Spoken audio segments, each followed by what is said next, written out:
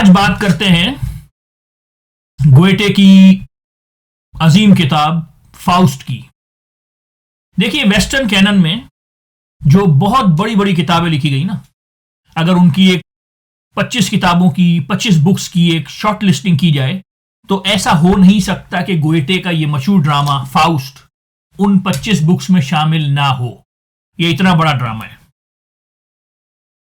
Faust असल में Germany में एक असली आदमी था, यानी 15वीं-16वीं सदी में एक शख्स गुजरा है जिसका नाम योहान फाउस्टस था और वो धोखेबाज किस्म का आदमी था। उसके बारे में मशहूर था कि उसने अपना सोल, अपना जमीर शैतान को बेच दिया है 28 साल के लिए, और डेविल से उसने बहुत सारी ताकतें ले ली हैं। तो वो क्या करता था कि मुख्तलिफ किस्म के जादू दिखाता था, किसी का इलाज कर दिया, किसी को सांप का तेल बेच दिया, ऐसे दूर से दरवाजा खोल दिया, ऐसे फुश फुश करके किसी का इलाज कर दिया, और जो दूसरे तरीके लोगों को बेवकूफ बनाने के होते हैं उस तरह की वो हरकतें करता था। तो वो बहुत मशहूर हो गया जर्मनी में, और 15वीं-16वीं सदी में लोग उसको जानने लगे थे कि अच्छा भाई एक डॉक्टर फाउस्ट है। यानी वो इतना मशहूर हो गया कि मार्टिन लूथर, जो रेफॉर्मेशन वाला मार्टिन लूथर जो चर्च के खिलाफ खड़ा हुआ था, उसकी एक किताब मिलती है जिसको बोलते हैं टेबल टॉक्स, जिसमें वो शाम को बैठ के अपने बच्चों के साथ बातें करता था। बच्चों के साथ बातें करता था, बात समझे? ऐसे एक साइड नोट आ गया। असल में ये जो फादर्स वगैरह होते हैं ना, इनको शादी की इजाजत नहीं है ना। मार्टिन लूथर ने 2 शादियां करी थी। सॉरी यार, ये साइड नोट्स आते हैं ना। अच्छा, तो मार्टिन लूथर ने 2 शादियां कर दी। अच्छा, तो वो टेबल टॉक्स में भी इसका जिक्र है कि वो एक आदमी है, वो अपना जमीर बेच चुका है और वो जादू करता है और ये करता है, और वो इतना मशहूर हो गया था वो असली डॉक्टर फाउस्ट कि उसको होली रोमन एम्पायर का जो बादशाह था उसने मुलाकात के लिए भी बुलाया, और ये भी डॉक्यूमेंटेड है कि उससे मिला भी था। होली रोमन एम्पायर का पता है ना, यानी रोमन एम्पायर और होली रोमन एम्पायर का फर्क पता है ना। यानी एक थी रोमन एम्पायर, उसकी बात नहीं कर रहा हूं, होली रोमन एम्पायर की बात कर रहा हूं। होली रोमन एम्पायर समझाओ एक सेकंड में जरा। देखिए, एक तो रोमन एम्पायर थी वो जो 1000 साल कायम रही ना, जो 500 से 600 एडी में 500 से 600 एडी में तबाह हो गई, यानी खत्म हो गई। ऊपर से जर्मेनिक ट्राइब्स आए और उन्होंने रोम का इंसेंट बजा दिया और कब्जा कर लिया। तो वो रोमन एम्पायर तो 500 से 600 एडी में खत्म हो गई थी। ये एक दूसरी एम्पायर थी जो 800 एडी में बनाई थी, चर्च ने बनाई थी। ये इसको बोलते हैं होली रोमन एम्पायर। ये जर्मनी के ट्राइब्स पर मुश्तमिल थी बेसिकली। जर्मनी में बहुत सारी म्यूनिसिपैलिटीज थी ना, यानी छोटी छोटी। तो इसके बारे में वॉल्टेयर ने बड़ा जबरदस्त कहा है कि ना ये होली थी, ना ये रोमन थी, और ना ये एम्पायर थी। यानी होली रोमन एम्पायर क्या है, मैं एक लम्हे को आपको समझाऊं होली रोमन एम्पायर क्यों बनाई गई थी। देखिए, होली रोमन एम्पायर इसलिए बनाई गई थी कि पहले तो रोमन एम्पायर एक होती थी ना, फिर इसको 2 हिस्सों में तोड़ दिया। एक बजंटीन एम्पायर कहलाई, एक रोमन एम्पायर कहलाई। बजंटीन एम्पायर कायम रही बहुत अरसे तक। रोमन एम्पायर टूट गई 500 से 600 एडी में। उसके बाद चर्च ताकतवर हो गया। बहुत सारे शहरों में जहां पर जर्मनी के ट्राइब्स ने कब्जा नहीं किया, वो बिशप्स के अंडर में आ गए। बिशप्स ने पोप को रिपोर्ट करना शुरू कर दिया। पोप ने कहा वो जमीनें हमारी हैं, उनको पेपल स्टेट्स का नाम दे दिया गया। बादशाहों को यह बात बहुत बुरी लगी, लेकिन पोप जो था वो स्पिरिचुअल लीडर भी था और जमीनी बादशाह भी था। बहुत सारी जमीनों पर उसका कब्जा भी था, पेपल स्टेट्स बोलते हैं उसको। तो फिर पोप को अपनी फौज भी रखनी पड़ी और ये सब। लेकिन बिजेंटीन एम्पायर का जो बादशाह था वो अभी भी यह समझता था कि ये पोप मेरे अंडर में है, क्योंकि चर्च का तो तस्वुर ये है ना कि चर्च एक है, कैथोलिक चर्च एक है, यूनिवर्सल है। तो अब जो यहां का पोप था ना रोमन एम्पायर का, जो रोमन एम्पायर तबाह हो चुकी थी, उसको जान छुड़ानी थी इससे, बिजेंटीन एम्पायर के बादशाह से, कि यार ये मुझे क्यों ऑर्डर दे रहा है। उसने फिर जर्मनी के मुख्तलिफ जो म्यूनिसिपैलिटीज थी उनके बादशाहों को मिला के उसने गेम डाला कि यार चल एक अपनी दोबारा से रोमन एम्पायर बनाते हैं, और फिर मैं उस रोमन एम्पायर के बादशाह के सर पे ताज रखा करूंगा, तो फिर वो बादशाह बनेगा। तो इससे चर्च और ताकतवर हुआ। तो ये होली रोमन एम्पायर चर्च ने बनाई थी बिजेंटीन एम्पायर के बादशाह से जान छुड़ाने के लिए कि बाबा मैं अपने बादशाह को रिपोर्ट कर रहा हूं। हालांकि होली रोमन एम्पायर सिर्फ कागज पर थी, उसकी कोई फिजिकल इतनी ताकत नहीं थी। हर म्यूनिसिपैलिटी का बादशाह जैसे पहले ऑपरेट करता था वैसे ही ऑपरेट करता रहा, बस एक कागज पर एक एम्पायर बना ली थी। तो इसको बोलते हैं होली रोमन एम्पायर। एक थी रोमन एम्पायर, एक थी holy Roman Empire. Roman Empire 500 से 600 एडी में खत्म हो गई थी। होली रोमन एम्पायर 800 में बनी थी और ये 18वीं 19वीं सदी तक चलती रही है। नेपोलियन ने आके खत्म करी थी। कागज पर थी ये, बस कोई ऐसी कोई इसकी खास वैल्यू। तभी तो वोल्टेयर ने कहा था ना ये होली है, ना रोमन है, ना एम्पायर है। अच्छा, तो ये जो असली डॉक्टर फाउस्ट था ये होली रोमन एम्पायर के बादशाह से भी मिला था। और फिर ये क्या हुआ कि जर्मनी में किसी ने एक चैप बुक छाप दी और फिर वो चैप बुक घर घर पहुंच गई, तो ये डॉक्टर फाउस्ट बहुत मशहूर हो गया। तो ये डॉक्टर फाउस्ट की जो कहानी है ये असली कहानी है। अच्छा, इस पर बहुत सारे ड्रामे लिखे गए, इस पर बहुत सारे नॉवेल लिखे गए। 3 ड्रामे, 3 नॉवेल बहुत मशहूर हैं। एक मार्लो का, एक ये गोएटे का फाउस्ट जो हम आज डिस्कस करेंगे, और एक थॉमस मैन का डॉक्टर फाउस्टस जो उसने सेकेंड वर्ल्ड वॉर के बाद लिखा।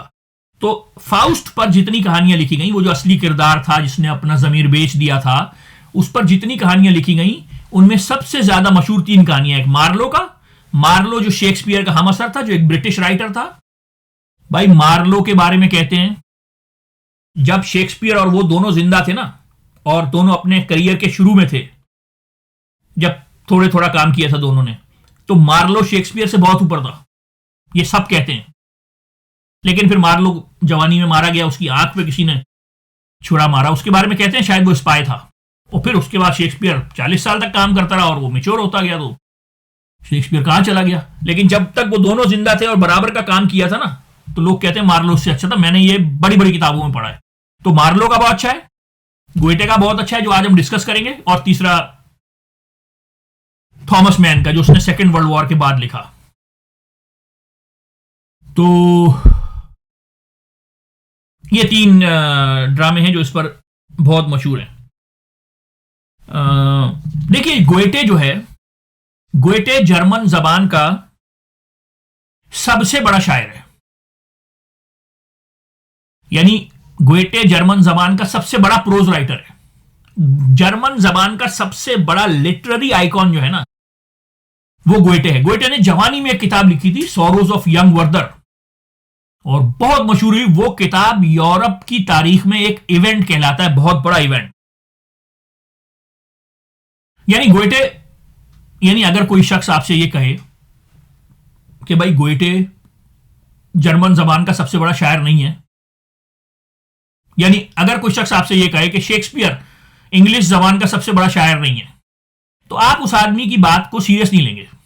यानी अगर कोई शख्स, देखिए ना, कुछ लोग होते हैं जो वक्त का इम्तिहान पास कर चुके होते हैं। आप जब वक्त का इम्तिहान पास कर जाते हैं ना, फिर जब कोई उसको चैलेंज करता है तो इट्स यूजलेस। इस तरह से जैसे अगर कोई शख्स आपसे ये कहे कि गालिब बड़े शायर नहीं है, तो आप उस शख्स की बात को सीरियस नहीं लेंगे। मुझे पता है वो यास जगाना चंगेजी, बल्कि जॉन एलिया ने भी, क्योंकि भाई गालिब को मानते तो थे, लेकिन वो कहते थे यार गालिब में ना हिंदुस्तानियत नहीं है।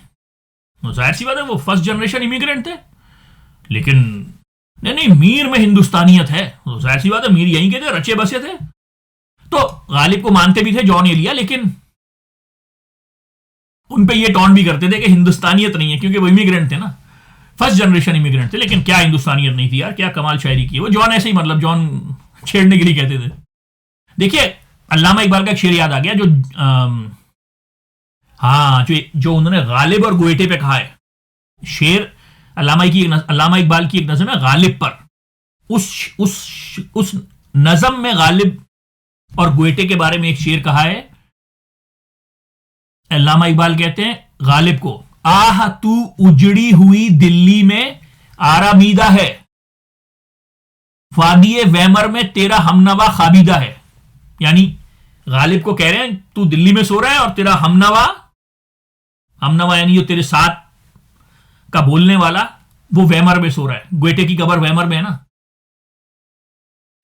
तू उजड़ी हुई दिल्ली। तो ये जो लोग वक्त का इम्तिहान पास कर चुके होते हैं, आप उनको चैलेंज नहीं कर सकते। एक जगह मैंने पढ़ा था, रूसो का एक कॉल मैं कभी नहीं भूलूंगा। रूसो ने एक जगह लिखा कि यार, ये बात जब मैंने पढ़ी थी ना, मैं 2 दिन तक मस्त रहा था। मैं कोई अच्छी बात पढ़ लूं ना तो मुझे एक क्रिएटिव सेटिस्फेक्शन सी आ जाती है, मैं 2-3 दिन मस्त रहता हूं। उसने कहा था, रूसो ने, all posterity is justified. All posterity यानी आपके मरने के बाद वक्त आपके लेवल का जो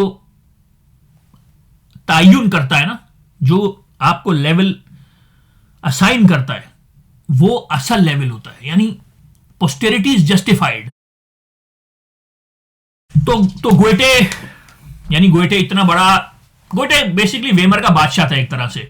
यानी गोएटे बहुत मशहूर था यूरोप में। यानी आप देखिए, उस वक्त जर्मनी बना नहीं था, और जो बड़े बड़े मुल्क थे ना, जो सदियों से कायम थे, फ्रांस, उनको टक्कर दे रहा था आर्ट में। उस वक्त जर्मनी जो सबसे एंड में बना है, जर्मनी तो ये 300-400 स्टेट्स हुआ करती थी। जर्मनी बना नहीं था, लेकिन फलसफे में यूरोप को लीड कर रहा था। तो गोएटे जो है बहुत बड़ा आदमी था। यानी गोएटे नीचा का फेवरेट। नीचा को कम ही लोग पसंद आते थे, क्योंकि गोएटे अपने टर्म्स पे जिंदगी जीता था ना। गोएटे ने शादी भी नहीं करी। आजकल की जो थोड़ी फेमिनिज्म की जो मूवमेंट्स हैं, वो गोएटे पर भी थोड़े बहुत सवाल उठाते हैं, क्योंकि वो 70 साल की उम्र में कभी 16 साल की लड़की से सेटिंग कर रहा है, कभी इस तरह से भी उसका था मामला। तो गोएटे इतना बड़ा आदमी था कि नीचा का फेवरेट आदमी था। यानी गोएटे की एक किताब है, यानी गोएटा जब बहुत बूढ़ा हो गया तो उसका एक दोस्त बना एकरमैन। वो एकरमैन उससे मिलने जाता था आखिरी 6-8 महीने उसकी जिंदगी के ना। उस एकरमैन ने गोएटे के साथ जितनी बातें करी उनको डॉक्यूमेंट कर दिया। उस किताब को फ्रेडरिक नीचा कहता है कि हर फलसफे की किताब से बेहतरीन किताब है वो। यानी इतना विजडम था गोएटे के अंदर। गोएटा बहुत बड़ा साइंटिस्ट भी था, ऑप्टिक्स पे काम किया, बॉटनी पे काम किया, बहुत काम किया। नेपोलियन की जो फौजें, जब वो उसका शहर फतह कर रही थी, नेपोलियन ने स्पेसिफिक ऑर्डर्स दिए थे कि उस ग्रेट मैन को कोई तकलीफ ना हो, ग्रेट मैन को। लेकिन वो फौजें तो जाहिल होती हैं, वो उसके कमरे तक पहुंच गई, फिर वो नशे में थी, फिर हम कहां सोए, फिर वो उसको नीचे अरेंज किया गया, वो जाग गया। तो जब नेपोलियन को पता चला, अगले दिन नेपोलियन आया और गोएटे के साथ बैठ के नाश्ता किया।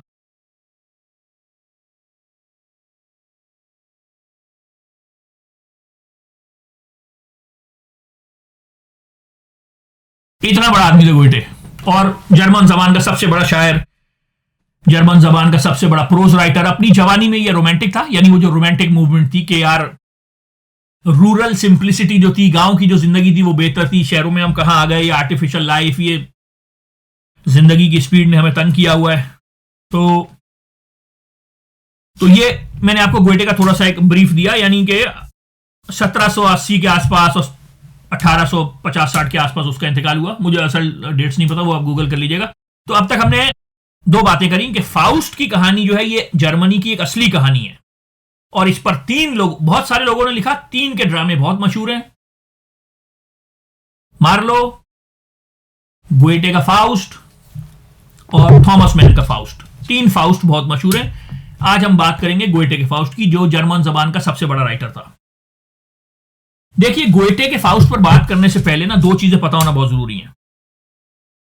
एक, फिलॉसफी ऑफ हिस्ट्री का एक बहुत बड़ा राइटर है जिसका नाम है ऑसवाल्ड स्पेंगलर। ये हिस्ट्री की भी तो एक फिलॉसफी है ना। यानी हिस्ट्री की फिलॉसफी पर 20वीं सदी में जो सबसे बड़ी किताब लिखी गई, उसका नाम है the decline of the West. यानी इसने प्रिडिक्ट किया कि वेस्ट जो है, यानी मगरिब जो है, वो डिक्लाइन कर रहा है बड़ी तेजी के साथ। यह किताब फर्स्ट वर्ल्ड वॉर के बाद छपी थी, और इसमें इसने रीजंस बताए कि क्यों ये वेस्ट जो है ये डिक्लाइन कर रहा है। देखिए, इस किताब में इसने वेस्ट को, ये जो वेस्ट है, इस कल्चर को इसने नाम दिया फाउस्टियन कल्चर। यानी इसने पूरे कल्चर को फाउस्टियन कल्चर बोला कि हम सारे वेस्ट में जो रहते हैं, हम सारे फाउस्ट हैं। और इस बुक के प्रेफेस में लिखा कि मैं बात कर रहा हूं गोएटे के फाउस्ट की। समझ रहे हैं? इसने इस किताब का जो सेंट्रल आइडिया लिया ना कि कल्चर्स कैसे डिक्लाइन करते हैं, वो लिया फ्रेडरिक नीचा की एक किताब बर्थ ऑफ ट्रेजिडी से। तो आइडिया लिया इसने, यानी कल्चर्स कैसे डिक्लाइन करते हैं, फ्रेडरिक नीचा की किताब बर्थ ऑफ ट्रेजिडी से, और 9 कल्चर्स का जिक्र किया, और यूरोपियन कल्चर का नाम इसने गोएटे का फाउस्ट रखा, गोएटे वाला फाउस्ट। तो हम इन 2 किताबों को 2-2 मिनट आपको ये बैकग्राउंड समझाएंगे, फिर मजा आएगा फाउस्ट पढ़ने का। देखिए, बर्थ ऑफ ट्रेजिडी में नीचा ने बताया कि यूनान जो था ना, उनकी सारी कल्चरल और सोशल एक्टिविटीज का सेंट्रल पॉइंट था उनका थिएटर, जो वो ट्रेजिडी थिएटर करते थे।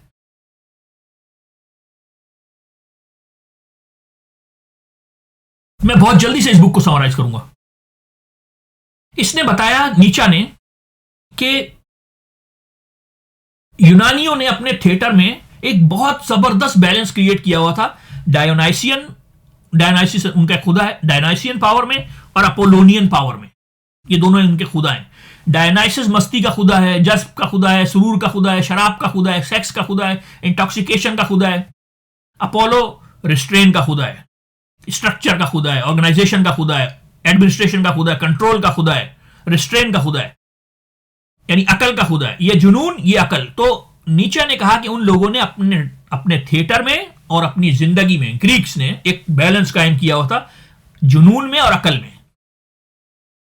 फिर नीचा ने कहा, फिर एक वक्त आया कि वहां पर एक ऐसा ड्रामा राइटर आया जिसने ये बैलेंस आउट कर दिया, और उसने रैशनैलिटी को प्रमोट किया और डायोनाइसियनिज्म को डिमोट किया, जिसकी वजह से यूनानी थिएटर, जो ट्रेजिक थिएटर था, जो उनकी कल्चरल एक्टिविटी, सोशल एक्टिविटी का सेंट्रल पॉइंट था, उसको तबाह कर दिया। उस राइटर का नाम था यूरिपिडीज। यूरिपिडीज सुकरात का दोस्त था। भाई, यूरिपिडीज के बारे में मैंने एक जगह पढ़ा था कि यूरिपिडीज, गोएटे ने एक जगह लिखा था कि यूरिपिडीज शेक्सपियर के लेवल का राइटर था। अच्छा, नीचा ने कहा कि यूरिपिडीज ने आके वो बैलेंस आउट कर दिया, और यूनानी जो थे उनका थिएटर बर्बाद हो गया, और डूबते को तिनके का सहारा, उन्होंने फिर प्लेटो के डायलॉग्स पकड़ लिए। थिएटर बर्बाद हो गया, और जब तबाह हो रहे थे किसको पकड़े थिएटर, तो प्लेटो साहब ने अपने डायलॉग्स आगे कर दिए, उन्होंने प्लेटो का डायलॉग पकड़ लिए। इसी तरह उसने कहा यूनानी माशरा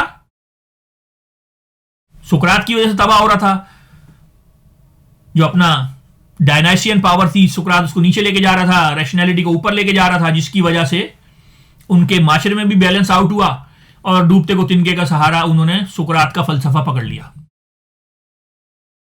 तो ये नीचे ने बताया कि यूनानी थिएटर कैसे तबाह हुआ। थिएटर पे रख के उसने पूरी कौम का बताया कि कैसे तबाह हुआ, यानी उन्होंने जो बैलेंस क्रिएट किया हुआ था डायनाइसियन पावर में। डायनाइसियन रिप्रेजेंट करता है कोरस को, कोरस स्टेज पे कोरस जो होता है ना, वो रिप्रेजेंट करता था डायनाइसिस को, और हीरो रिप्रेजेंट करता था अपोलो को, और हीरो से कोई गलती हो गई थी जो खुदा के खिलाफ जाती थी, और ये बैलेंस बड़ा जबरदस्त था जो बहुत अरसे तक कायम रहा, लेकिन बाद में ये बैलेंस खत्म कर दिया यूरिपिडीज ने, जिसकी वजह से उनका थिएटर बर्बाद हो गया और प्लेटो और सुकरात छा गए। आपको एक बात बताऊं, यूनान में हजारों फलसफी पैदा हुए, सिर्फ एक फलसफी है जिसका सारा काम हम तक पहुंचा है, अफलातून, प्लेटो के डायलॉग्स। अरस्तु का भी पहुंचा है, लेकिन उस पर डाउट है, कोई कहता है उसका है, कोई कहता है उसके स्टूडेंट्स के नोट्स हैं।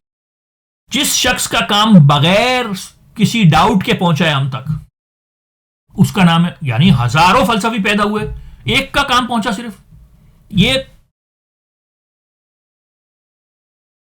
सोचने वाली बात है कि नहीं? मेरे चैनल के व्यूज बढ़ जाएं अगर, तो फिर मैं बताऊंगा कि ऐसा क्यों हुआ, यानी हजारों फलसफी पैदा हुए भाई। तो नीचा क्या कह रहा है कि ट्रेजेडी तबाह हो गई, अब कुछ भी नहीं बचा, लोगों ने प्लेटो के डायलॉग्स पकड़ लिए, गिरते मरते को तिनके का सहारा, और फिर वो कौम रैशनैलिटी में लग गई और वो तबाह हो गई। ये आइडिया स्पेंगलर को अच्छा लगा। स्पेंगलर ने इस आइडिया को ओवरऑल हिस्ट्री पर प्रोजेक्ट किया। इसने कहा, स्पेंगलर ने नीचा के आइडिया को आगे बढ़ाते हुए, देखिए स्पेंगलर की ये जो किताब है ना, डिक्लाइन ऑफ द वेस्ट, मुझे बहुत पसंद है, बहुत पसंद है, लेकिन मैं बहुत सारी चीजों से एग्री नहीं करता हूं इस किताब की। तो स्पेंगलर ने नीचा के आइडिया को दुनिया की हिस्ट्री पर प्रोजेक्ट कर दिया। इस किताब में फिलॉसफी ऑफ हिस्ट्री पर बहुत कुछ लिखा गया, लेकिन मैं वो बातें बता रहा हूं जो इस वक्त काम से रेलिवेंट है। इसने कहा कि दुनिया में जितने भी कल्चर्स होते हैं ना, उन सारे कल्चर्स का एक मेटाफिजिकल नैरेटिव होता है, सेंट्रल नैरेटिव, एक बुनियादी बात होती है, एक मेटाफिजिकल स्टोरी होती है, एक माइथोलॉजी होती है, एक सेंट्रल आइडिया होता है। उस आइडिया से सारे आइडियाज जुड़े हुए होते हैं, और वो जो मेटाफिजिकल आइडिया होता है, वो जो सेंट्रल आइडिया होता है, वो आइडिया हजारों सालों की मेहनत के बाद बनता है। लेकिन जब वो कल्चर मिच्योर हो जाता है, तो एक दो लोग ऐसे आते हैं जो रैशनैलिटी लेकर आते हैं, जो अक्ल की पूजा करने वाले लोग होते हैं, और वो सेंट्रल आइडिया पर सवालात खड़े करना शुरू कर देते हैं, और उस कल्चर का सेंट्रल आइडिया डिस्ट्रॉय हो जाता है, जिसकी वजह से उसके सारे जो सोशल एलिमेंट्स होते हैं उन पर असर पड़ता है, और फिर वो कल्चर नहीं रहता, वो एक सिविलाइजेशन बन जाती है, और फिर वो सिविलाइजेशन 1000 साल में खत्म हो जाती है। समझ रहे? इसने 9 कल्चर्स का जिक्र किया।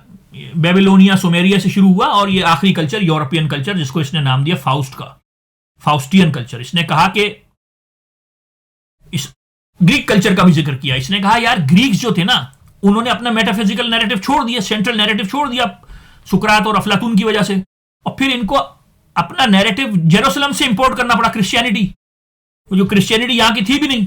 भाई, एक दूसरी जमीन का पौधा आप दूसरी जमीन में लाके लगा रहे हो, 1000 साल की डार्क एजेस में चले गए यूरोप। नीचा कह रहा है भाई, हमारा वो था ही नहीं, हर पौधे का एक जमीन चाहिए होती है ना, एक फ्लोरा फाउना, वो एक उसका एक, हमने क्रिश्चियनिटी इंपोर्ट कर ली। अरे नीचा का एक जुमला याद आ गया, बोलता है बोलते हैं, ट्वाइलाइट ऑफ द आइडल उसकी किताब है, उसमें बोलता है, हम लोगों को बहुत भारी कीमत अदा करनी पड़ी प्लेटो के स्कूल जाने की। असल में प्लेटो स्कूल गया था ये इजिप्शियंस के साथ या पाइथागोरियंस के साथ, कंफर्म नहीं है, लेकिन ये ईस्ट के लोगों के साथ गया था। तो वो कह रहा है ये ईस्ट से साला ये आइडियाज लेकर आ गया, और प्लेटो ने वो राह हमवार करी जिसकी वजह से क्रिश्चियनिटी यूरोप आ गई, ग्रीस और रोमन एम्पायर के पास, और फिर वो हमें बर्बाद कर गए, क्योंकि वो मेटा नैरेटिव हमारा था ही नहीं, तभी तो 1000 साल की डार्क एजेस में चला गया यूरोप। तो उसने 9 कल्चर्स का जिक्र किया, और आखिरी कल्चर उसने बताया ये ग्रीक, आज का जो कल्चर है यूरोप का, जो यूरोप, वेस्टर्न यूरोप है ना, उसका जो कल्चर, यानी 9 कल्चर्स का जिक्र किया। सुमेरिया, बेबीलोनिया से शुरू हुआ, इंडिया, चाइना, रशिया, होते होते होते आखिरी कल्चर, आज का जो ग्रेको रोमन कल्चर, आज का जो कल्चर है, आखिरी यूरोपियन कल्चर, उसका नाम लिखा है इसने फाउस्टियन कल्चर। इसने कहा कि जनाब, हमने अपना जो मेटाफिजिकल नैरेटिव था ना, वो छोड़ दिया है, हमारे अंदर कोई स्पिरिचुअलिटी नहीं बची है। समझ रहे हैं? यानी फिर इसने फाउस्टियन कल्चर, यानी यूरोप का जो कल्चर है आज से 100 साल पहले का, क्योंकि ये किताब 100 साल पहले, ये जो डिक्लाइन ऑफ द वेस्ट है, ये किताब 100 साल पहले लिखी गई थी, फर्स्ट वर्ल्ड वॉर के आसपास।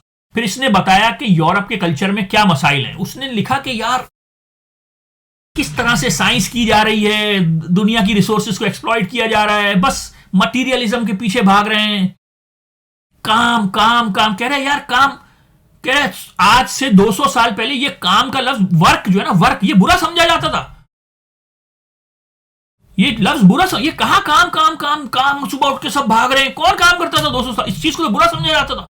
हर आदमी को पैसों में तोलते हैं, हर आदमी मीनिंगलेस जॉब कर रहा है, हर आदमी साइंस को दुनिया को एक्सप्लॉइट कर रहे हैं, आप उसमें खुश हो रहे हैं आपके, मैं ये कर दिया, नीचे जा रहे हैं, ऊपर जा। और आजकल जिस तरह से क्लाइमेट के मसाइल हो रहे हैं, बिल्कुल सही बोल के गया वो। तो उसने बहुत सारे मसाइल बताए कि क्योंकि यूरोप ने स्पिरिचुअलिटी छोड़ दी और मटीरियलिज्म को अपना लिया, तो उसकी वजह से किस तरह के उनको मसाइल हो रहे हैं। फिर उसने मशीनों के बारे में लिखा कि मशीनें हमें कंट्रोल कर रही हैं, और फिर लिखा कि सब लोग मीनिंगलेस सी जॉब्स करते हैं, सुबह उठ के जाते हैं, वेज स्लेवरी और ये, और तो उसने बहुत कुछ लिखा वेस्ट की डिक्लाइन के बारे में। और इसमें बहुत सारे चैप्टर्स ऐसे हैं जो मुझे बहुत पसंद है, साइंस पर और इस पर और उस पर। इसकी हर बात से मैं एग्री नहीं करता हूं, लेकिन ये मैंने सोचा कि आपको इसका एक सेंट्रल आइडिया बता दूं कि क्यों इसने वेस्ट को फाउस्टियन कल्चर करार दिया, और काम और मशीनें और दुनिया को एक्सप्लॉइट करना और पैसे कमाना और मटेरियल और ये सब। मैं समराइज कर दूं, आज हम बात करेंगे फाउस्ट पर, जो गोएटे की मशहूर किताब है। फाउस्ट एक असली आदमी भी था जर्मनी का, जो बहुत मशहूर था। फाउस्ट पर बहुत सारे ड्रामे लिखे गए, एक मार्लो ने लिखा, एक गोएटे ने लिखा, एक थॉमस मैन ने लिखा। हम गोएटे वाला डिस्कस करेंगे। गोएटे का जो फाउस्ट है, स्पेंगलर ने पूरी यूरोपियन सिविलाइजेशन को गोएटे का फाउस्ट बोला। तो मैंने कहा आपको एक आइडिया दे दूं कि इसने क्यों पूरी यूरोपियन सिविलाइजेशन को गोएटे का फाउस्ट बोला। और ये इसने कल्चर्स की डिक्लाइन का जो आइडिया लिया था वो लिया था फ्रेडरिक नीचा से, और मैंने आपको इस बुक की भी एक समरी सी पेश करी। चलें जी, आप शुरू करते हैं। Faust part 1। फाउस्ट जो है उसके 2 पार्ट्स हैं। पार्ट 1 तो हजम हो सकता है, पार्ट 2 हजम होने वाला नहीं है।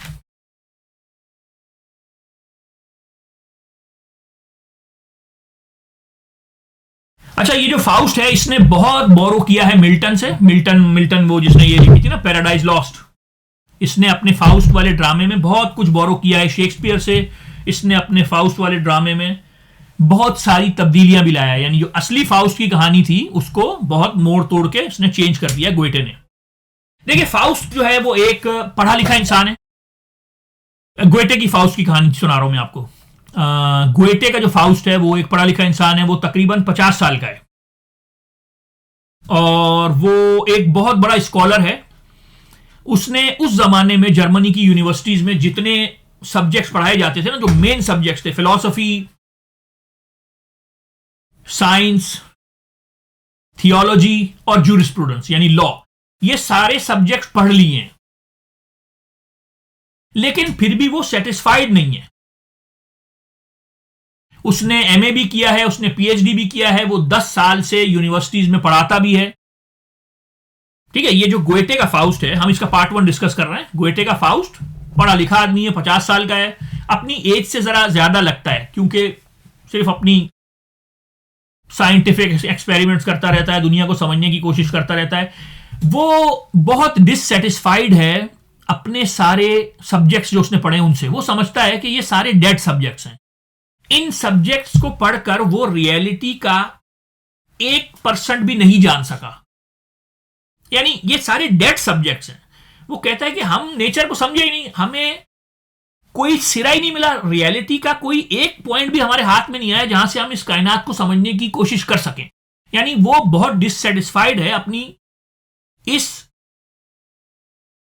वजह से कि उसको दुनिया का कुछ नहीं पता, यानी हम इंसान जो हैं हमें इस कायनात का कुछ नहीं पता। वो इस वजह से बहुत डिससेटिस्फाइड है, हालांकि वो बहुत पढ़ा लिखा आदमी है और कॉलेज में पढ़ाता भी है। देखिए, मैं आपको एक बात बताऊं। देखिए, हम क्या करते हैं कि बहुत सारी चीजें हैं जो इस कायनात के बारे में जो हम नहीं जानते। हम क्या करते हैं कि दुनिया को समझने के लिए ना अपनी चीजें बना लेते हैं। यानी हमने ज्योमेट्री बना ली, 90 डिग्री 60 डिग्री अपने हिसाब से डिग्री बना ली, अपने ही खुश हो गए कि चलो भाई सब सही हो गया। 1500 साल तक यूक्लिड की ज्योमेट्री यूज करते रहे, फिर पता चला नॉन यूक्लिडियन ज्योमेट्री इन्वेंट करनी पड़ी। तो ये ज्योमेट्री से जिस दुनिया को हम नापते काटते हैं वो हमारा अपना बनाया हुआ, हम खुश हो जाते हैं कि हमने सही कर लिया, बहुत कुछ पता चला लिया। हमने लॉजिक बना ली, 1500 साल तक हम अरस्तू की लॉजिक यूज करते रहे, फिर पता चला कि नहीं है, हमें तो मैथमेटिकल लॉजिक बनानी पड़ेगी। मैं कहना ये चाह रहा हूं, हम इस यूनिवर्स को जब समझने की कोशिश करते हैं तो अपने रूल्स बना लेते हैं, उन्हीं रूल्स से चीजें साबित। अब लॉजिक क्या है भाई, ए बी से बड़ा है, बी सी से बड़ा है, तो इसका मतलब ए सी से बड़ा है, भाई तालियां, सब सही हो गया। अपने रूल्स बनाए, अपनी चीजें प्रूव करी। हम रियलिटी को नहीं जान रहे। अपनी ज्योमेट्री बना ली 90 डिग्री, कैलकुलस अपनी बना ली, इनफाइनाइटिसिमल है, ये है, ये कंटिन्यूअस है, ये खुद ही बना के खुद ही खुश हो जाते हैं कि भाई ये सब सही हो गया। नंबर्स बना लिए भाई 5 6 7 8, 8 7 से बड़ा है, 7 6 से बड़ा है, 6 में से 7 निकाला, ये खुद ही यानी ये सारे जो इल्म है ये इंसानों के बनाए हुए हैं। अच्छा, मुझे पता है कि कुछ लोग ये कहेंगे कि भाई प्लेटो ने कहा था मैथ्स ऊपर से आई है, और वो सब पता है, लेकिन इस वक्त जो बात मैं कह रहा हूं, मैं कहना ये चाह रहा हूं कि ये जो फाउस्ट है ये परेशान है कि यार हमें चीजें नहीं पता। ठीक है, उसके बाद मैं आपको एक्सप्लेन कर रहा हूं, एक साइड नोट दे रहा हूं कि हमें, मिसाल के तौर पे आप किसी, जिस आदमी ने ना फिलॉसफी ऑफ साइंस पढ़ी हो, आप किसी फिलॉसफी ऑफ साइंस वाले के पास जाएं, फिलॉसफी ऑफ साइंस वाले के पास, साइंस वाले के पास ना जाएं, फिलॉसफी ऑफ साइंस वाले के पास जाएं, उससे पूछें कि क्या हमें पता है कि फोर्स किसे कहते हैं? वो कहेगा नहीं। क्या हमें पता है कि ग्रेविटी किसे कहते हैं? वो कहेगा नहीं। क्या हमें पता है कि टाइम किसे कहते हैं? वो कहेगा नहीं। क्या हमें पता है कि मोशन किसे कहते हैं? क्या हमें पता है कि कॉन्शियसनेस किसे कहते हैं? क्या हमें पता है कि मैटर किसे कहते हैं? हमें नहीं पता। हमने इन चीजों के रूल्स बना लिए कि इनको कैसे इस्तेमाल करना है, और उसको अपने फायदे के लिए हम यूज करते हैं। हमें पता नहीं है कि ये चीजें क्या हैं। हम आज भी यानी फिलॉसफी ऑफ साइंस में रियल वर्ल्ड और अनरियल वर्ल्ड, ये बहस आज भी जारी है। हमने अपने रूल्स बना लिए कि भाई ये नॉर्थ है, ये साउथ है, ये ईस्ट है, ये वेस्ट है, ये असली में थोड़ी है। ये हमने एक दुनिया को समझने के लिए हिसाब किताब बना लिया है। यानी यूनिवर्सल लेवल पे क्या नॉर्थ है, क्या साउथ, हमें पता ही नहीं। हमारी कोई ओरिएंटेशन ही नहीं है भाई, हमें पता ही नहीं हम इस कायनात में कहाँ है। नॉर्थ जरूर थोड़ी नॉर्थ ऊपर है। ये तो हमने एक अपनी जिंदगी आसान करने के नंबर बना लिए, कैलकुलस बना ली, ज्योमेट्री बना ली, फिजिक्स बना ली, ये अपने मामला संभालने के लिए ये सारी टाइम बना लिया।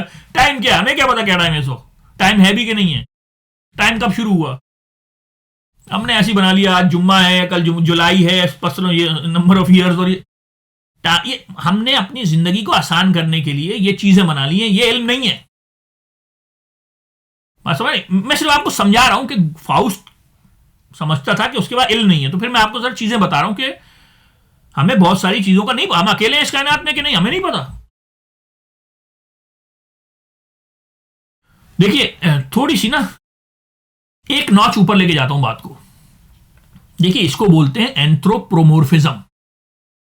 एंथ्रोप्रोमोर्फिज्म से मुराद ये है कि हम इस कायनात को ना इंसानों के हिसाब से प्रोजेक्ट करते हैं। हम समझते हैं कायनात इंसान के लिए चल रही है। मैंने हमारी फिजिक्स से इस कायनात को कोई ताल्लुक नहीं, हमारी ज्योमेट्री से कोई ताल्लुक, पता नहीं कितनी और ज्योमेट्रीज अभी इन्वेंट हो सकती हैं। अच्छा, ये सारी चीजें किसी फिलोसफी ऑफ साइंस वाले के पास जाइएगा, अगर आप साइंस वाले के पास चलेगा वो लड़ेगा आपसे, वो कहेगा हमें पता है मैटर क्या है, आपको ग्रेविटी खींच रही है ना, कुछ नीचे है ना भाई, कोर, अर्थ का कोर है तो खींच रही है ना। वो कहेगा हमें पता है टाइम क्या है, उनके हर फॉर्मूले में टाइम आता है। मतलब मैं साइंस की बात नहीं कर रहा हूं, मैं फिलोसफी ऑफ साइंस की बात कर रहा हूं। ये जो साइंस है ना, इन्होंने रूल्स बना लिए हैं उस चीज को यूज करने के। फिलोसफी ऑफ साइंस में ये पता किया जाता है कि वो चीज क्या है, टाइम क्या है। साइंस वाले उसके रूल्स बनाकर उसको यूज करते हैं। भाई आइंस्टाइन ने कहा था, साइंस की बात कर रहा हूं, कि टाइम डायलेट होता है। यानी आप यकीन करें कि मैं पिछले 5 साल से इस बात पे सोचता हूं कि यार ये कितनी बड़ी बात है, ये बात कितनी बड़ी बात है कि टाइम डायलेट होता है। टाइम रिलेटिव है, टाइम रिलेटिव है। यार टाइम कैसे रिलेटिव, यानी वो कितना बड़ा दिमाग होगा आप सोचें जो ये प्रूव करके गया कि टाइम रिलेटिव होता है। ये बात दिमाग में घुसती है, मेरे दिमाग में तो नहीं घुसती, तो मेरे दिमाग में नहीं घुसती, और वो बंदा प्रूव करके गया 100 साल पहले, तो कितना बड़ा आदमी होगा वो कि टाइम रिलेटिव है यार, जो उसकी थ्योरी ऑफ रिलेटिविटी है। तो खैर, तो मैं कहना ये चाह रहा हूं कि हम लोग बहुत सारी चीजें इस कायनात के बारे में नहीं जानते और अपने रूल्स बना लिए हैं कि भाई ये मैथ्स है, ये कैलकुलस है, ये लॉजिक है, ये ज्योमेट्री है, और इस तरह से इस दुनिया को समझने की कोशिश करते हैं। और हम लोग एंथ्रोप्रोमोर्फिक सोच रखते हैं, यानी कि हम अपनी सोच इस दुनिया पे, देखें एक बिल्ली है ना, बिल्ली अपने सोच से दुनिया को सोचती है, उसके हिसाब से दुनिया अपने हिसाब से होगी। कुत्ते के हिसाब से दुनिया कुत्ते के हिसाब से होगी, गधे के हिसाब से, घोड़े के हिसाब से। इसी तरह हमारे हिसाब से हम समझते हैं कि नहीं नहीं नहीं, हमारा हिसाब सबसे बेहतर, हमारे हिसाब पे चल रही है दुनिया। हम अपनी एंथ्रोपोमॉर्फिक सोच से इस दुनिया को दुनिया एंथ्रोपोमॉर्फिक थोड़ी है, वो दुनिया का अपना हिसाब किताब है। हमारे हिसाब से थोड़ी भाई हम चीजों के एसेंस को जानते ही नहीं है। मैं अगर आपसे कहूं कि अगर एक इंसान है जिसने कभी पीला रंग नहीं देखा, पीला रंग नहीं देखा, वो अंधा है, बचपन से अंधा है, आप उसको समझा सकते हैं पीला रंग क्या है? नहीं समझा सकते, क़यामत तक नहीं समझा सकते आप। अगर एक शख्स जिसने कभी बिल्ली बिल्ली को नहीं देखा, मैं आपसे कहूं उसको समझा दे बिल्ली क्या होता है, आप नहीं समझा सकते। आप ये जानते हैं कि बिल्ली का सोशल कॉन्टेक्स्ट क्या है, उसके सोशल कॉन्टेक्स्ट को आप जानते हैं, बिल्ली के एसेंस को नहीं जानते आप ये बताएंगे बिल्ली बिल्ली इस जानवरों की इस कैटेगरी से बिलोंग करती है, छोटी होती है, बड़ी होती है, ये सारी चीजें बताएंगे। बिल्ली का एसेंस क्या है ये आपको नहीं पता। बात समझ रहे हैं आप? कुत्ते से बड़ी छोटी होती है और बिल्ली से चूहे से बड़ी होती है, इस तरह की बातें करेंगे। 4 टांगे होती हैं, 2 आंखें होती हैं, भाई 4 टांगे तो बात कहने की है कि हम नहीं जानते चीज के एसेंस को, हम उसके सोशल कॉन्टेक्स्ट को जानते हैं, उसमें हम चीज को समझा सकते हैं। बात समझ? हमें नहीं पता नंबर्स क्या हैं, ये कहां से आए, हमने इन्वेंट किए हैं कि डिस्कवर किए हैं, हमें नहीं पता। तो मैं कहना ये चाह रहा हूं, हमने इस कायनात में अपनी जिंदगी, हमें नहीं पता मरने के बाद क्या होगा। हम अपने हिसाब से सोचते हैं, बिल्लियां तो शायद सोचती भी नहीं होंगी मरने के बाद का, लेकिन हम अपने हिसाब से अपनी एंथ्रोपोमॉर्फिक सोच को आगे लेके जाते हैं कि अच्छा मरने के बाद ये होगा। तो मैं ये कहना चाह रहा हूं कि हमें रियलिटी के बारे में नहीं पता, बहुत कुछ नहीं पता। हम साइंटिफिक रूल्स बनाकर चीजों को यूज करते हैं और बहुत अच्छा करते हैं। हम चांद से होकर आ गए, लेकिन जब हम फिलॉसफी ऑफ साइंस की बात करते हैं, हमें नहीं पता फोर्स क्या है, ग्रेविटी क्या है, टाइम क्या है, समझ रहे हैं, मैटर क्या है, ये सारी चीजें हम आज तक सोच रहे हैं। पहला सेल कैसे बना हमें नहीं पता, जीन्स नहीं पता, ह्यूमन सेल अभी तक एक्सप्लोर हो रहा है, एटम अभी तक एक्सप्लोर हो रहा है, तो हमें नहीं पता। हम साइंस में उन चीजों को यूज करना जानते हैं, लेकिन हम उनकी एसेंस को नहीं जानते। तो ये जो फाउस्ट है, दोबारा से गोएटे की कहानी पे आते हैं। पहला सीन है कि फाउस्ट साहब जो है अपने कमरे में बैठे हैं और वो चीजें सोच रहे हैं। अच्छा, फिर अचानक से दूसरा सीन शुरू होता है, हेवन, जन्नत में जब अल्लाह मियां हैं और फरिश्ते हैं, फरिश्ते अल्लाह मियां की तारीफें कर रहे हैं, और फिर एक अल्लाह मियां के दरबार में एक जोकर आता है। वो जोकर भी है और शैतान भी है, उसका नाम है मेम्फिस्टोफेलिस। तो वो आके बताता है, ये देखो इंसानों ने ये कर दिया, वो कर दिया। तो अल्लाह मियां कहते हैं यार तेरे पास कोई अच्छी खबर नहीं है। वो कहता अच्छी खबर कहां से दूं, वो सर जोकर भी है और डेविल भी है, मेम्फिस्टोफेलिस। तो अल्लाह मियां कहते हैं यार ऐसी बात नहीं, उसको देखो, मेरे फाउस्ट को, कितना अच्छा बंदा है। तो डेविल कहता है कि यार अच्छा बंदा है, वो तो बड़ी अजीब तरीके से आपकी इबादत करता है। तो अल्लाह मियां कहते हैं हाँ ये बात तो सही है, वो उसके तरीके से अजीब है, लेकिन मुझे यकीन है कि वो निजात पा जाएगा। तो डेविल कहता है, मेम्फिस्टोफेलिस कहता है अच्छा तो शर्त लगाए मुझसे, मैं उसको बहकाता हूं। अल्लाह मियां कहते हैं जाओ ठीक है, जाओ जाके बहकाओ, ट्राई करो, मुझे यकीन है कि वो निजात पा जाएगा। तो इस तरह से अल्लाह मियां के दरमियान और मेम्फिस्टोफेलिस जो शैतान है उसके दरमियान एक शर्त लग जाती है कि मैं फाउस्ट को बहकाने की कोशिश करूंगा। अल्लाह मियां ने कहा नहीं, मुझे यकीन है कि वो निजात पा जाएगा। देखिए एक साइड नोट आपको बता दूं, यहूदियत में, क्रिश्चियनिटी यानी जुडाइज्म में, क्रिश्चियनिटी में और इस्लाम में, तीनों में जो डेविल है ना, जो शैतान है, उसका कैरेक्टर बहुत डिफरेंट है।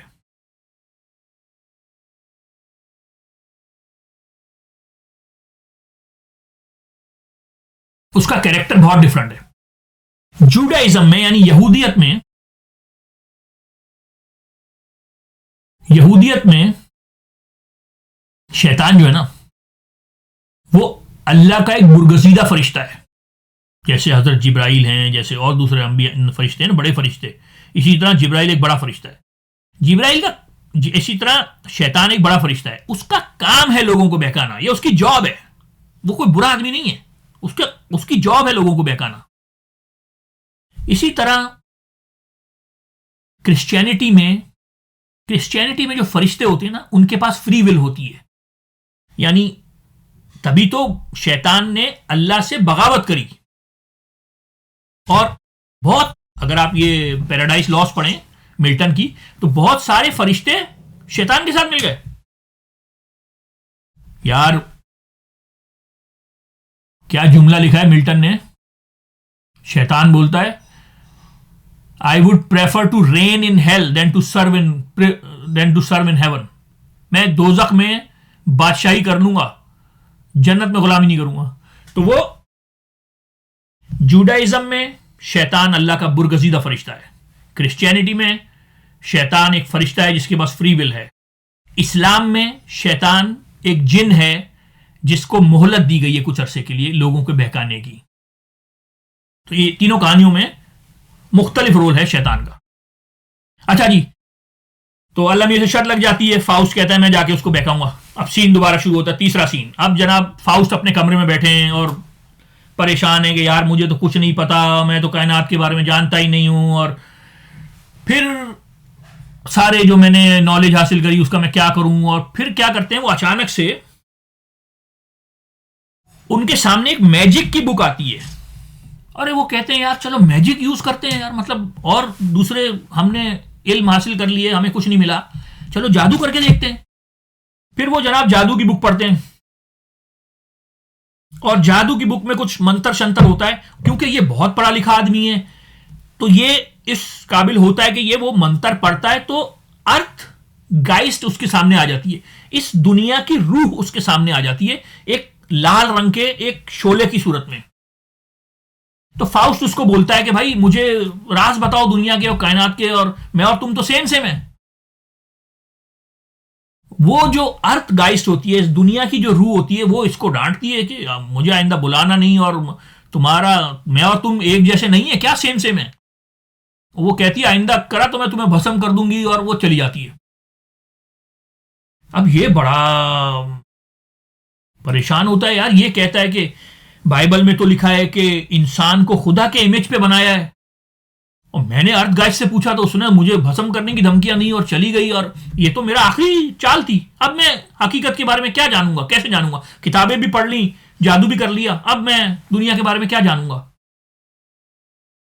फिर ये क्या करता है, ये सोचता है कि मैं खुदकुशी कर लेता हूं, अब तो कुछ बचा ही नहीं, मैं मेरे पास और कोई रास्ता नहीं है इल्म हासिल करने का, इस कायनात के राज को जानने का मेरे पास कोई रास्ता नहीं है। तो फिर ये क्या करता है कि एक कप में जहर का वो डालता है, पोषण थोड़ा सा।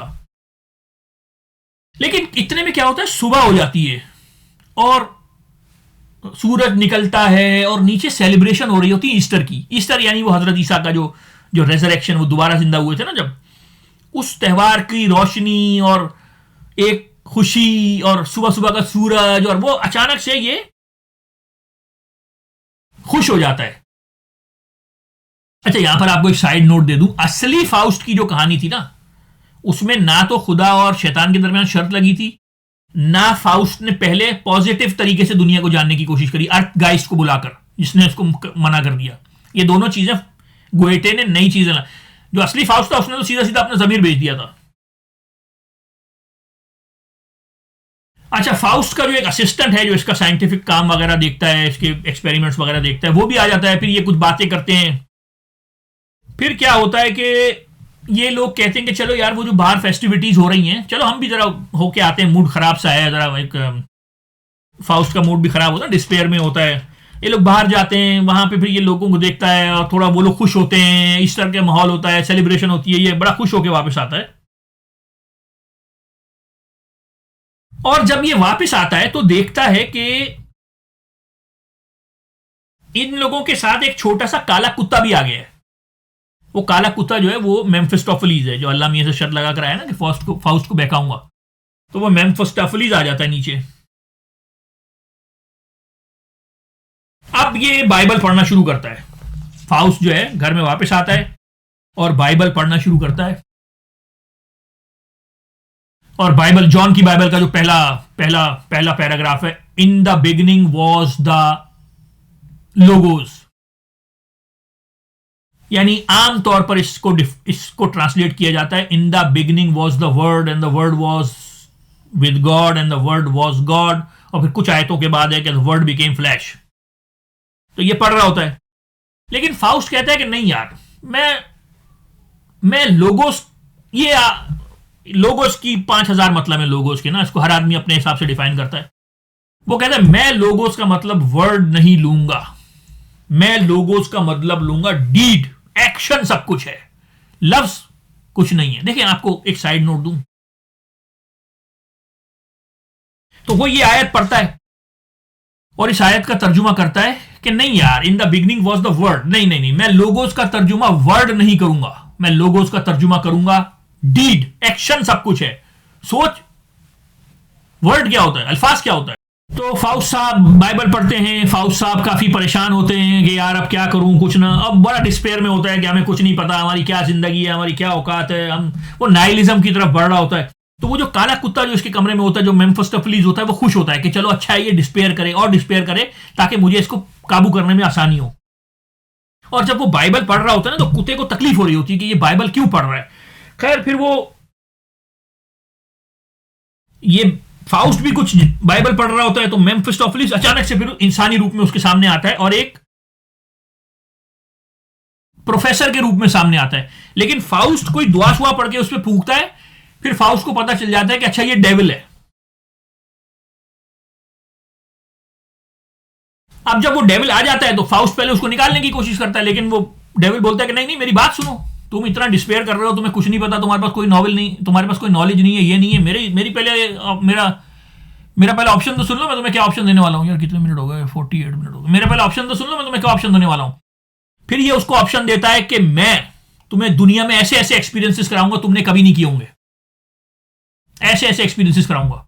और अगर कभी एक मौका ऐसा आ गया, एक लम्हा ऐसा आ गया, एक मोमेंट ऐसी आ गई जहां पे तुम कहो कि बस मुझे यहां रोक दो, इस मंजर को रोक दो, बहुत हो गया, इससे ज्यादा नहीं हो सकता, ये खुशी खत्म है, ये एक्सपीरियंस खत्म है, ये मोमेंट खत्म है। तुमने अगर कह दिया कि इस लम्हे को रोक दो, मैं इस लम्हे में जन्नत में हूं, मुझे मजा आ गया इस लम्हे का, ये लम्हा ऐसे ही रोक दो, ये मंजर ऐसे ही रोक दो, जिस लम्हे तुमने ये बोला मैं तुमसे तुम्हारा सोल ले लूंगा, तुम मर जाओगे और मैं तुम्हें दोजख में ले जाके तुमसे अपनी खिदमत करवाऊंगा, दोजख में या जन्नत में, जहां भी ले जाके तुम्हारे सोल को मैं ओन कर लूंगा।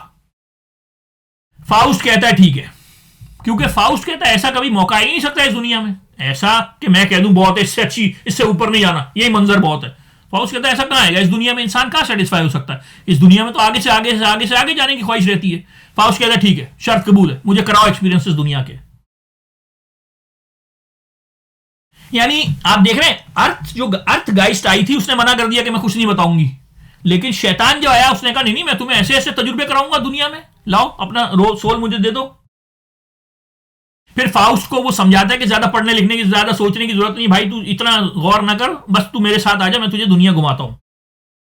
इतने में फाउस्ट का एक स्टूडेंट आ जाता है, तो जो मेम्फिस्टोफेलिस है, डेविल है, ये उससे टीचर बन के मिलता है, झूठ झूठ अंधेरा तो होता ही है, और उसको बोलता है पढ़ने लिखने की ज्यादा जरूरत नहीं है, और सारे उलूम में जो सारी सब्जेक्ट्स में जो खराबियां हैं वो बताता है। यानी कि समझ रहे, डेविल में और फाउस्ट में शर्त लग गई है कि अगर ऐसा लम्हा आ गया जहां मैं कह दूं कि बस इससे अच्छा तो हो ही नहीं सकता, तो तुम मेरा सोल ले लेना, क्योंकि फाउस्ट जानता है कि ऐसा लम्हा कभी आएगा नहीं। यह भी असली कहानी से मुख्तलिफ, असली कहानी में तो उसने अपना बेच दिया था सोल, इसमें बेचा नहीं है, इसमें शर्त लगी है। चले जी, पहला अगला सीन यह है कि ये उसको एक टैवर्न में लेके जाता है, फाउस्ट को, शराब और लड़कियां और वो सब होता है, लेकिन फाउस्ट इस नेचर का आदमी नहीं है, वो तो इस प्लेजर से ऊपर का आदमी है। वो कहता है नहीं नहीं मुझे मजा नहीं आया, वो कहता है नहीं तुम बोलो तो ऐसी रात हर रोज आएगी, और वो मेम्फिस्टोफेलिस बोलता है तो नहीं मौजे करा दूंगा, और लेकिन फाउस्ट कहता नहीं भाई मुझे ऐसा दारू पीना और बच्चियां ये सब मुझे शौक ही नहीं है। खैर फिर अगले दिन फाउस्ट उसको एक विच के किचन में लेके जाता है, जहां बड़ी सी एक देग उबल रही होती है, बंदर ही बंदर होते हैं। अच्छा, ये सारा जो नॉवेल है ना, ये सारा ड्रामा देवमालाई है, ये कहीं किसी में चुड़ैले हैं, जिन हैं, भूत हैं, फेरीज हैं, जो जो चीजें आपको आती है ना इस तरह के, छलावे हैं, बंदर हैं, मुझे तो ये चीज नहीं पता, हर चीज हमें नहीं पता ये कौन सी डायमेंशन में ये सोच रहा है। अच्छा, किचन में लेके जाता है, उस किचन में इसको एक शरबत पिलाता है, जिस शरबत के पीने से फाउस्ट जवान हो जाता है, और उसको शीशे में एक लड़की नजर आती है, यानी कि फाउस्ट के अंदर लड़कियों की ख्वाहिश पैदा होती है। फाउस्ट को वो औरत बहुत बुरी लगती है, वो जादूगरनी ना। खैर जी, इतने में ये लोग फाउस्ट और मेम्फिस्टोफेलिस कहीं पैदल जा रहे होते हैं, तो इसको एक लड़की नजर आती है, ग्रेचन। फाउस्ट को वो लड़की बहुत पसंद आती है। फाउस्ट मेम्फिस्टोफेलिस से कहता है यार इस लड़की का बंदोबस्त करो यार, मुझे इसके पास लेके जाओ। तो उस लड़की का नाम होता है ग्रेचन, और ग्रेचन भी इसको देखती है, तो ग्रेचन को भी ये बहुत पसंद आता है। ग्रेचन घर जाके इसके बारे में सोचती भी है। ग्रेचन जो है वो फाउस्ट और मेम्फिस्टोफेलिस ग्रेचन के कमरे में घुस जाते हैं, और ग्रेचन अपने बाल बना रही है और वो सब मंजर कशी लिखी है।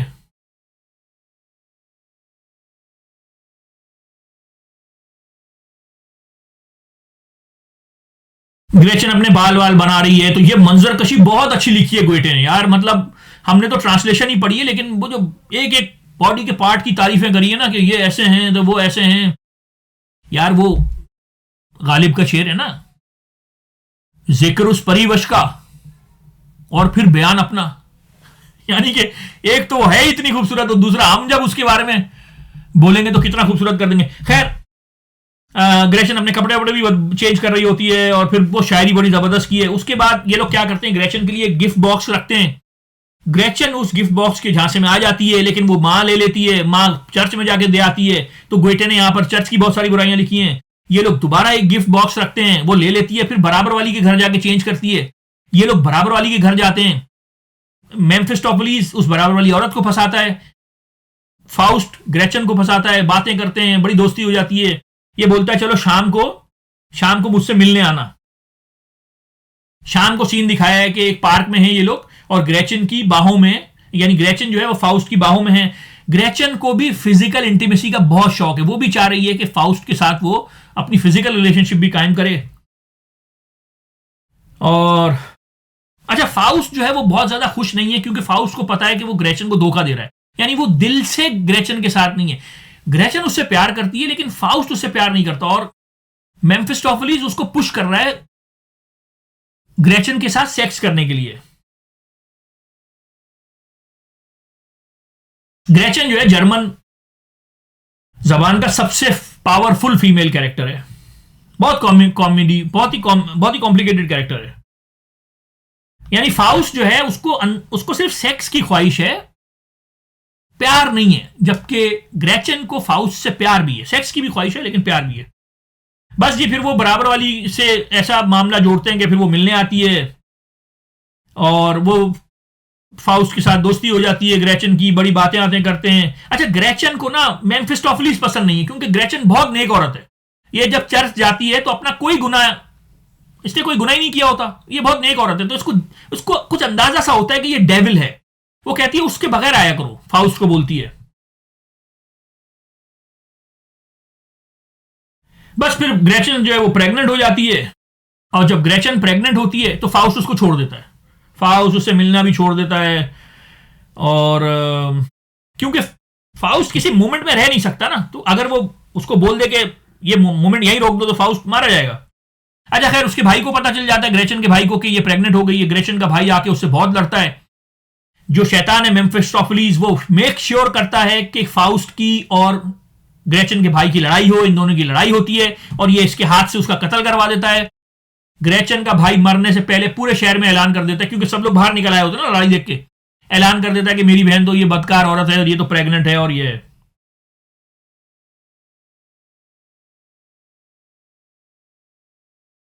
और फिर जो है ग्रेचन को ख्वाब आता है कि तुम हमेशा हमेशा के लिए तुम डैमनेशन, तुम्हें सेल्वेशन नहीं मिलेगी, तुम्हें डैमनेशन मिलेगी। ये बेचारी बेहोश हो जाती है। फाउस्ट और मेम्फिस्टोफेलिस जो है, ये वेल्पुगरस नाइट एक हो रही होती है, वेल्पुर्गियस नाइट, कोई शैतानों की और डेविल्स की और छलावों की और इन लोगों की मदी उस तरह की एक नाइट में एंजॉय करने चले जाते हैं। फिर जनाब फाउस्ट को पता चलता है कि ग्रेचन तो जेल में है, डेंजर में है। ग्रेचन ने अपना बच्चा मार दिया है, और उसकी सजा उसको मिल रही है, और वो जेल में है। उसको बहुत गुस्सा आता है कि यार ये क्या, तुमने मुझे बताया क्यों नहीं। वो शैतान को बोलता है।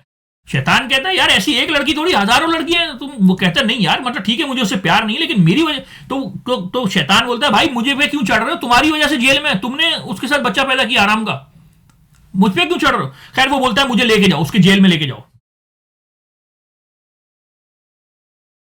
शैतान बोलता है अच्छा तुम इंसानों के पास ताकत नहीं है भाई, तुम तो इतने मुझ पे भारी आ रहे हो। खैर, ये लोग उसकी डंजन में पहुंचते हैं। अब ये ड्रामे का हाई पॉइंट है। 3 मिनट है मेरे पास, ये पहला पार्ट यहीं मैं खत्म कर दूंगा। दूसरी, क्योंकि मेरा कैमरा जो 1 घंटे से ऊपर वीडियो नहीं बनाता, फिर ये 3-4 घंटे चार्जिंग में लेता है। अच्छा जी, आखिरी सीन है, डंजन में जाते हैं। पहले तो वो पहचानती नहीं कि ये कौन आ गया। फिर फाउस्ट उसको बोलता है भाई मैं आया हूं। वो समझती है कि वो जो एग्जीक्यूशनर है ना, जिसने आके इसको मारना है, ये वो आया है। फिर और ये बहकी बहकी सी बातें कर रही होती है। इसके ख्याल में होता है कि मेरा बच्चा अभी भी डूबा नहीं है, इसने डुबो के मारा होता है अपने बच्चे को। वो बचाने की, मैं बचा लूंगी मेरा बच्चा, और इस तरह के। फिर बहुत फाउस्ट जोर लगाता है तो उसको पता चलता है कि नहीं नहीं, ये फाउस्ट है भाई, ये मारने नहीं आया उसको। ये उस फाउस्ट को किस करने की कोशिश करती है, तो ये कहती है कि तुम्हारे होंठ इतने कोल्ड क्यों हैं, ठंडे क्यों हैं, तुम्हें मुझसे प्यार नहीं है। तो इसको अंदाजा हो जाता है कि फाउस्ट को इससे प्यार नहीं है। इसके जेल में मेम्फिस्टोफेलिस जो डेविल है वो भी घुसने की कोशिश करती है, तो उसको बहुत बुरा लगता है। वो कहती है इसको निकालो, इसको निकालो, क्योंकि इसको एक अंदाजा है कि ये डेविल है। खैर,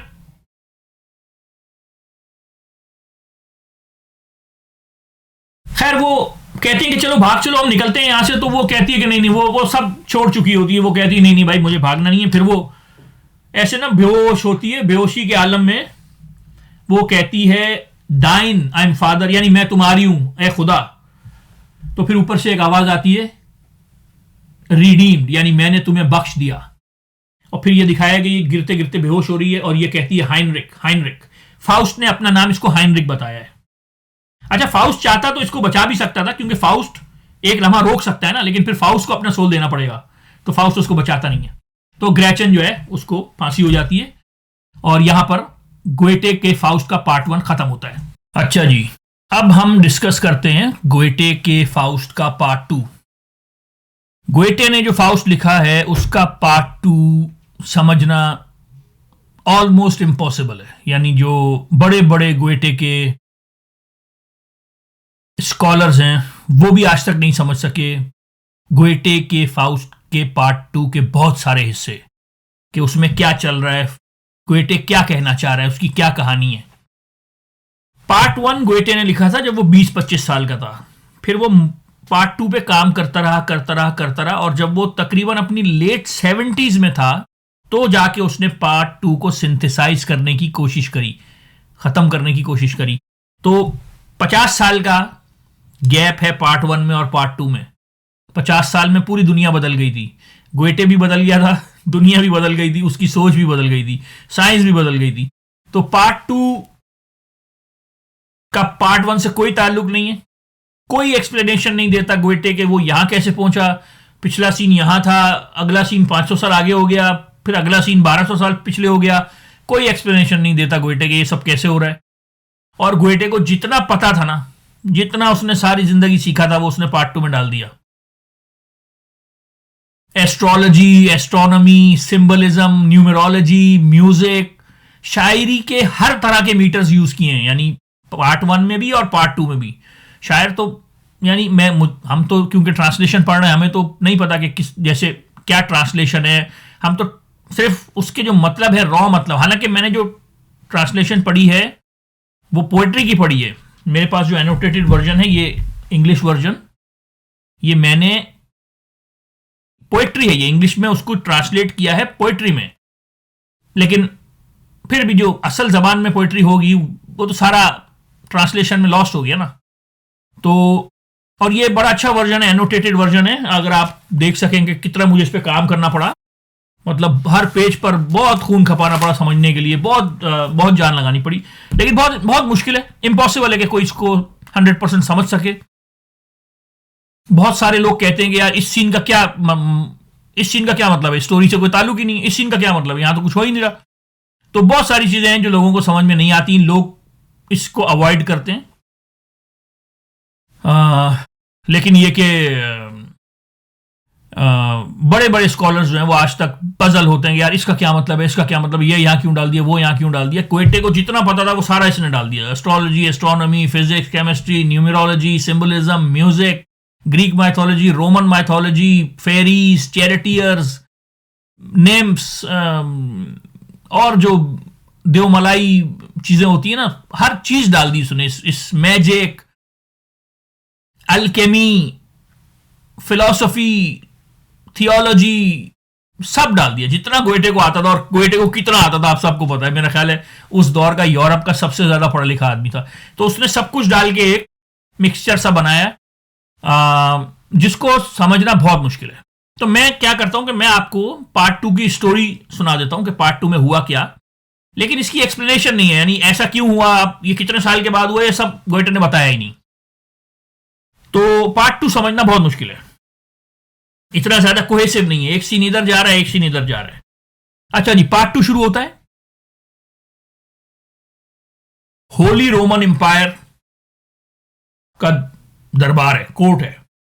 अभी आप कहेंगे भाई होली रोमन एम्पायर 500 साल पीछे कैसे चले गए, मुझे नहीं पता।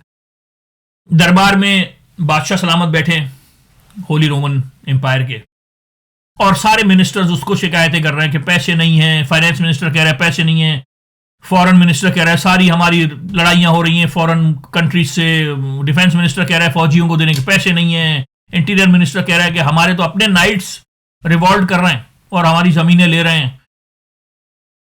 तो बादशाह पूछता है अच्छा वो कहाँ है हमारा कोर्ट जेस्टर, वो जो हमारा मस्खरा होता है वो किधर है। तो लोग उसको बताते हैं मस्खरा तो गया हुआ है, वो तो पता नहीं उसके साथ क्या मसला हुआ, वो तो चला गया। लेकिन फिर मेम्फिस्टोफेलिस जो डेविल है वो उठता है और वो कहता है मैं इस कोर्ट का नया मस्खरा हूं, और वो कहता है मैंने तुम लोगों की बातें सुनी, मस्खरा तो मैं हूं लेकिन मुझे और भी बहुत सारी चीजें आती हैं। मैंने ये नतीजा निकाला है कि तुम लोगों की जितनी भी प्रॉब्लम्स हैं ये they all come down to money, और मैं तुम्हारे पैसों का मसला हल कर सकता हूं। वो बादशाह कहता है बताओ भाई कैसे कर सकते हो। सारे लोग कहते हैं हाँ यार ये तो मसला बताओ, सबसे बड़ा मसला ही है। वो कहता है तुम लोग पेपर मनी इशू करो, तुम्हारी जमीन के नीचे इतने खजाने हैं। वो बताता है ये जंग हुई थी, लोगों ने खजाने दबाए थे, ये जंग हुई थी, सोना है चांदी है पता नहीं क्या क्या है। और बोलता है तुम अपनी पूरी जो फोर्स है यानी कि बादशाह की जो ताकत है उसको यूज करके ये पेपर मनी लोगों में बांटो, उनको बोलो ये पैसे लो, इसका मतलब है कि एक पेपर का मतलब है 10 गोल्ड क्वाइंस। बादशाह बड़ा खुश होता है कि यार ये तो बड़ी अच्छी सजेशन है, हमारे दिमाग में आई नहीं, लोग भी बोलते हैं तो हमारे सारे मसले हल हो जाएंगे। खैर बादशाह ऑर्डर्स देता है कि ये जो कह रहा है मेम्फिस्टोफेलिस ये करो, पैसे बनाओ और पेपर मनी इशू करो। अगले सीन में दिखाया है कि फिर वही बादशाह का दरबार है, लोग खुश हो रहे हैं, सब हंस रहे हैं, सब कह रहे हैं ये पैसों के मसले भी हल हो गए, डिफेंस के मसले भी हल हो गए, फॉरेन रिलेशनशिप्स भी अच्छी हो गई। बादशाह बड़ा खुश होता है कि यार ये तो सारे मसले ही हल हो गए, यानी एक पेपर पे मुझे साइन करना पड़ा और सारे प्रॉब्लम सॉल्व हो गए, यानी हमें कुछ करना ही नहीं पड़ा। बादशाह बुलाता है मेम्फिस्टोफेलिस को और फाउस्ट को, तुम्हारा दोस्त जो है उसको ही बुलाओ। और बादशाह जो है इनाम देता है इन दोनों को कि भाई जबरदस्त सारी प्रॉब्लम सॉल्व कर दी तुम लोगों ने, और अपने मिनिस्टर्स को भी इनाम देता है। अगला सीन शुरू होता है एक डार्क एली में। फाउस्ट मेम्फिस्टोफेलिस को बुलाता है कि इधर आओ। बोलता है कि मुझे बादशाह ने कहा है कि तुम लोगों के पास बड़े ताकत है, बड़ा नॉलेज है, बड़ी तुम चीजें जानते हो, तो मुझे हेलन से मिलना है। वो हेलन ऑफ ट्रॉय, वो 1200 BC, अभी हम बात कर रहे हैं 1500 AD। तो फाउस्ट कहता है कैसे करें भाई, वो तो कह रहा है कि तुम लोग इतना जानते हो, इतना तुम पढ़ते रहते हो, इतना तुम्हारे पास मैजिक पावर्स हैं, कह रहे हेलन को लेके आना है। तो जो डेविल है वो उसको बोलता है कि मैं तुम्हारा मसला हल कर सकता हूं। फिर वो उसको एक चाबी देता है फाउस्ट को, और फिर वो बताता है चाबी लेके यहां जाओ, वैलीज में जाओ, पीक्स में जाओ, मेडोज में जाओ, इधर जाओ, पहाड़ में जाओ, समंदर में जाओ, यहाँ चुड़ैलें मिलेंगी, यहाँ भूत मिलेंगे, यहाँ फेरीज मिलेंगी, यहाँ निम्स मिलेंगे, और पूरा रास्ता ये करता जाता है, ऊपर जाता है, पता नहीं कौन कौन से इम्तिहान पास करता है, वो चाबी वहां लगा देता है जो लगानी होती है, और यहाँ सीन कट हो जाता है। अगला सीन फिर वही बादशाह के दरबार है, कोर्ट है, और कोर्ट में जो एस्ट्रोलॉजर है वो स्टेज पे खड़े होकर बातें कर रहा है। जो कोर्ट एस्ट्रोलॉजर है, बादशाह का एस्ट्रोलॉजर, वो बता रहा है कि यहां से ये वीनस ऐसे मूव कर रहा है, यूं हो रहा है, और वो बोलता है कि मुझे लगता है कि वो चाबी जो लगानी होती है वो लगा दी है और अभी कुछ होने वाला है, और आप देखें कि स्टेज पे कौन आने वाला है। और वो ऐसे करता है और स्टेज पे हेलन अपीयर हो जाती है, हेलन ऑफ ट्रॉय। वो सारे लोग परेशान कि ये कहां से आ गई, तो इतनी पुरानी है। और फिर कोर्ट में लोग बातें करते हैं, बहुत सारी औरतें बातें करती हैं, यार ये तो इतनी खूबसूरत नहीं है, इसके तो हमने क्या क्या किस्से सुने थे, इसकी वजह से तो ट्रोजन वॉर हुई थी, इसकी वजह से तो 1000 शिप्स गए थे इसको लेने, और ये तो इसका तो नाक ऐसी है, इसका तो पांव ऐसा है। अच्छा फाउस्ट भी देख रहा होता है कोर्ट में बैठा हुआ, और फाउस्ट को हेलन बहुत अच्छी लगती है और इसको बुरा लगता है कि लोग हेलन के बारे में ऐसी बातें कर रहे हैं। ये जाता है और हेलन को हक करने की कोशिश करता है और इतने में हेलन ऐसे करके वैनिश हो जाती है ना, मिस्ट सी एक बनती है और हेलन गायब हो जाती है और यहां पे ये सीन खत्म हो जाता है। अगला सीन दिखाया है कि वही फाउस्ट की लेबोरेटरी है जहां पहला सीन शुरू हुआ था, जहां पे वो अपनी बुक्स में और साइंटिफिक इक्विपमेंट के साथ बैठ के चीजों के साथ एक्सपेरिमेंट्स कर रहा होता है और ये डेवल आता है तो वहां देखता है वागनर खड़ा है और वागनर अपने कुछ काम वाम कर रहा है। तो वो वागनर से बोलता है कहाँ है तुम्हारा बॉस, कहाँ है? तो बोलता नहीं बॉस तो अंदर सो रहे हैं, उनकी तबीयत खराब है। और तो ये वागनर से पूछता है मेफिस्टोफेलिस से तुम क्या कर रहे हो? वो बोलता है कि मैं ये एक्सपेरिमेंट कर रहा हूँ, यूं कर रहा हूँ। वो उसको अपनी लेबोरेटरी में लेके जाता है और वो लेबोरेटरी में वागनर अब पूरा प्रोफेसर बन चुका होता है, पहले पार्ट में असिस्टेंट प्रोफेसर था। वागनर उसको दिखाता है कि मैं टेस्ट ट्यूब में एक बेबी बना रहा हूं, छोटी सी टेस्ट ट्यूब में एक इंसान बना रहा हूं और बस ये 2-3 स्टेप्स बाकी हैं। वो उसके सामने ही वो 2-3 स्टेप्स करता है और उस टेस्ट ट्यूब में एक पूरा इंसान, बड़ी उम्र का इंसान लेकिन बहुत छोटे कद का, वो टेस्ट ट्यूब में आ जाता है और उसका नाम होता है होमंक्लस। अब ये वागनर इतना खुश होता है कि यार मैंने तो इंसान बना दिया, मेरे तो सारी एक्सपेरिमेंट्स जो मैं कर रहा था सारी जिंदगी के वो तो कामयाब हो गए, मैंने एक इंसान पैदा कर दिया, मैंने इंसान पैदा करने का एक नया तरीका इजाद कर दिया। और ये जो डेवल होता है ये भी बड़ा खुश होता है कि यार तुमने तो बड़ा जबरदस्त काम कर दिया। और वो होमंकलस जो है वो पैदा होते ही बातें शुरू कर देता है और उनसे बोलता है मुझे काम बताओ, मुझे क्या करना है, मुझे कहां लेके जाना है, मुझसे कुछ करवाओ।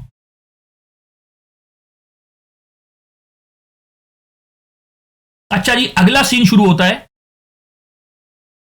कि ये सारे जो हैं ये सारे एंशियंट ग्रीस में हैं, बीसी में, यानी सुकरात के टाइम पे, यानी उससे भी पहले 600 बीसी। और फाउस्ट साहब जो हैं वो अपनी हेलन ढूंढ रहे हैं, हालांकि हेलन 1000 बीसी, तो ये लोग शायद 1000 बीसी में बहुत पहले पुराने दौर में चले गए। अब फाउस्ट साहब अपनी हेलन ढूंढ रहे हैं और लोग उससे मुख्तलिफ चीजें करवा रहे हैं, यहां जाओ, पहाड़ के ऊपर जाओ, इसके दरिया के नीचे जाओ, पता नहीं वो सारे काम कर रहे हैं जो लोग उनको बता रहे हैं हेलन को ढूंढने के लिए। और होमुंकुलस जो है छोटा सा, वो भी उड़ रहा है अपनी ट्यूब में और वो भी इधर जा रहा है उधर जा रहा है, वो भी एंशिएंट ग्रीक को एक्सप्लोर कर रहा है कि सामने तो यूं सुना था ये ऐसा है। और फिर उसको 2 फिलोसफर्स मिलते हैं, एनेक्सागोरस और थेलीस। ये दोनों बहुत बड़े फिलोसफर्स हैं। मैं आपको एक बात बताऊं, असल जो फिलोसफर्स थे ना वो प्री सोक्रेटिक फिलोसफर्स थे। यानी आप नीचा को पढ़ें, आप हाइडेगर को पढ़ें, आप रोटी को पढ़ें, डरीडा को पढ़ें, ये सारे अपनी बुक्स में यही लिखकर गए कि असल जो फिलोसफर्स थे वो सुकरात से पहले वाले थे। सारा काम उन्होंने किया। ये एनेक्सागोरस, ये एनेक्सामेंडर, ये सारे बहुत बड़े फिलोसफर्स थे। तो वो होमंकुलस को थेलीज और वो मिल जाते हैं, फिर वो फिलोसफी की बातें करते हैं।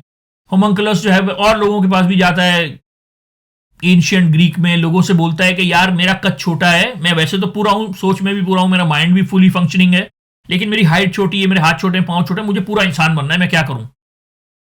लोग उसको मशवरा देते हैं कि तुम समंदर में चले जाओ, क्योंकि पहला पहला जो जिंदा सेल था वो समंदर में बना था ना, ऐसे बोलते हैं कि जिंदगी समंदर से शुरू हुई थी। तो उसको बोलते हैं तुम समंदर में चले जाओ, वो समंदर में चले जाता है।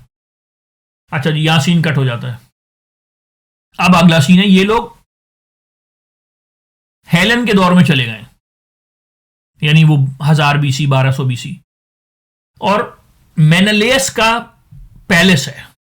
मेनालेस यानी अगर आपको ट्रोजन वॉर का आइडिया हो तो ग्रीक बादशाह था सबसे बड़ा एगमेनमैन, उसका छोटा भाई था मेनालेस। मेनालेस की जो बीवी थी ना वो ट्रोजन्स के साथ भाग गई थी, ट्रॉय चली गई थी। यानी ये लोग मिलने आए थे, उस जमाने में बादशाह एक दूसरे को अपने दरबारों में ठहराते थे, तो ये इनके दरबार में ठहरे, वापसी जाते हुए इनकी बीवी ले गए हेलन। तो फिर ये जो ग्रीक्स थे ये 1000 शिप्स लेकर गए और अपनी बीवी हेलन वापस लेकर आए, बहुत सारी जंग लड़कर, जिसको ट्रोजन वॉर बोलते हैं। तो अब ये हेलन जो है ये वापस अपने दरबार में आ गई है और हाथ वाथ बंधे हुए हैं और दूसरे कैदियों के साथ खड़ी है और ये सोच रही है कि अब ये लोग मेरे साथ क्या करेंगे, यानी अब ये मुझे दोबारा से क्वीन बनाएंगे या मुझे मार देंगे। तो कैदियों को जहां से रास्ते से गुजार के जाना होता है कहीं ऊपर, तो उसके पास डेविल आता है। वो कहता है कि देखो अगर तुम वहां तक पहुंच गई ना ऊपर, तो ये तुम्हारी सजा का ऐलान कर देंगे, तुम्हें मार देंगे। तुम्हारे पास एक ही ऑप्शन है कि तुम मेरे पास चलो। मैं एक आदमी को जानता हूं, फाउस्ट, जो तुम्हें बहुत चाहता है। वो नॉर्थ पोल के पास कहीं रहता है, वो तुम्हें बड़ा अच्छा से रखेगा। हेलन सोचती है कि क्या करूं। वो कहती है हाँ यार, ये तो मुझे मार देंगे, मैं तो भाग गई थी और मेरी वजह से जंग लड़नी पड़ी और कितने लोग मरे और ये वो। तो हेलन कहती ठीक है, मुझे ले जाओ, मुझे फाउस्ट के पास ले जाओ। फिर ये मेम्फिस्टोफेलिस जो है, ये हेलन को फाउस्ट के पास ले आता है और फाउस्ट बहुत खुश होता है। वो तो हेलन को इनाम इनाम देता है और पहाड़ों में और जहां भी वो परियों के पास कहीं रह रहा होता है, बड़ी खुशी, शादी कर लेते हैं। इनका एक बेटा होता है यूफेरियन, और यूफोरियन जो होता है वो भी बड़ा इंजॉय करता है परियों में, इसमें उसमें। फिर वो क्या होता है कि एक दिन परियों के साथ साथ पहाड़ पे ऊपर चढ़ रहा होता है, एंजॉय कर रहा होता है। परियां जंप मारती हैं तो वो भी जंप मारता है, वो गिर के मर जाता है। अब जब वो मर जाता है तो ग्रीक माइथोलॉजी में तो जब इंसान मर जाता है तो वो मरने के बाद हेडीज में चला जाता है ना। तो ये भी हेलन बोलती है कि नहीं, मुझे बस अपने बेटे के साथ, बच्चे के साथ हेडीज में जाना है, मुझे अब तुम्हारे साथ नहीं रहना। और हेलन गायब हो जाती है। फाउस्ट को बड़ा अफसोस होता है। खैर, अब ये 1000 बीसी यानी जो एंशियंट ग्रीक से वापस होली रोमन एम्पायर यानी 1500 एडी के दौर में आ गए। अब फाउस्ट के दिल में ख्वाहिश आती है कि यार मैं अपना एक नया लैंड पैदा करूं। ये जो इतना सारा ओशन है, इसको पीछे करके अपनी एक जमीन बनाऊं, यानी जिस जमीन पे कभी कोई रहा ही ना हो। साइंस और टेक्नोलॉजी को यूज करके समंदर जैसी ताकत को पीछे कर दूं। खैर, ये ऐसी बातें सोच ही रहा होता है कि इतने में इनको पता चलता है कि जंग लग गई है। अब ये बोलते हैं कि क्या हुआ, कौन सी जंग लग गई? तो पता चला कि जो पेपर करेंसी इन लोगों ने नोट जाली मशवरा दिया होता है, वो कुछ अरसे तक तो सस्टेन करता है, लेकिन जब उसकी बैकिंग ही नहीं होती तो रिवॉल्ट शुरू हो जाते हैं, ये हो जाता है, वो हो जाता है, और बहुत सारे लोग हमला भी कर देते हैं और उस मुल्क पे जंग लग जाती है। अब ये लोग दोबारा उस बादशाह के पास जाते हैं। वो बादशाह बड़ा इमेच्योर है। उसके पास जाके बोलते हैं कि यार हम तुम्हारी मदद कर सकते हैं अगर तुम, ये फाउस्ट बोलता है, अगर तुम मुझे ये सारा कोस्टल लैंड दे दो ना, तो हम तुम्हारी जंग जितवा सकते हैं। बादशाह वैसे ही उसको डर होता है कि जंग तो हम तकरीबन हारने वाले हैं। बादशाह उसको बोलता है ठीक है, तुम इस जंग में मेरी मदद करो, फिर ये सारा कोस्टल लैंड तुम्हारा। ये लोग जंग में मदद करते हैं। मेफिस्टोफेलिस जो है वो कुछ जादू टूना करता है, समंदर का जो खुदा होता है उसके जरिए पानी पे ऐसा कुछ करते हैं कि पानी उनको पुश करता है, वो लोग चले जाते हैं, ये लोग जंग जीत जाते हैं। अब दिखाया है कि फाउस्ट को वो कोस्टल लैंड मिल गया। फाउस्ट वहां मशीनें लगाकर और साइंस लगाकर पानी पीछे करता है, अपना लैंड बना लेता है। बहुत सालों की मेहनत करता है ना, 50 साल तक मेहनत करता रहता है। अपना पूरा वो कोस्टल लैंड खाली करके जमीन बना लेता है, बड़ा खुश होता है। उसका लैंड होता है, उसके लोग होते हैं, उस पर काम हो रहा होता है, प्लांटेशन हो रहा होता है, और उसका एक बड़ा जबरदस्त व्यू उसको नजर आता है ना अपने महल से, जो रिक्लेम्ड लैंड होता है, जैसे हॉलैंड में हुआ था। अब दिखाया कि तकरीबन 100 साल का हो गया ये। लेकिन वहां पर एक छोटा सा कॉटेज है जो वो खाली नहीं करवा सका। वहां पर एक बुढ़ा बुढ़ी रहते हैं जो खाली करने को तैयार ही नहीं, और उनका एक छोटा सा चर्च भी है।